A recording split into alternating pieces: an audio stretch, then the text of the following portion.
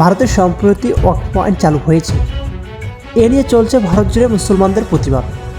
সম্প্রতি কলকাতায় এক বিশাল সমাবেশ থেকে এই আইন বাতিল করার দাবিতে কম করে কোটি মানুষের স্বাক্ষর প্রধানমন্ত্রীর দপ্তরে পাঠানোর সিদ্ধান্ত ঘোষণা করেছে মুসলিমদের সংগঠন জমিয়তে ওলামা হিন্দ।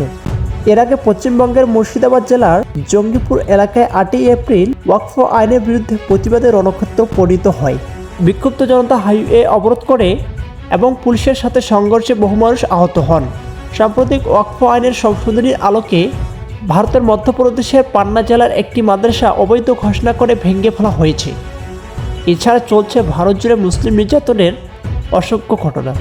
ভারতের সংসদে পাশ হওয়া বিতর্কিত ওয়াকফ আইন সংশোধন ও ভারত জুড়ে অব্যাহত মুসলিম নির্যাতন বন্ধের দাবিতে আগামী শনিবার 26শে এপ্রিল বিকাল 3টায় বাইতুল মোকাররমের উত্তর গেট থেকে গণমিছিলের আয়োজন করেছে ইসলামী আন্দোলন বাংলাদেশ।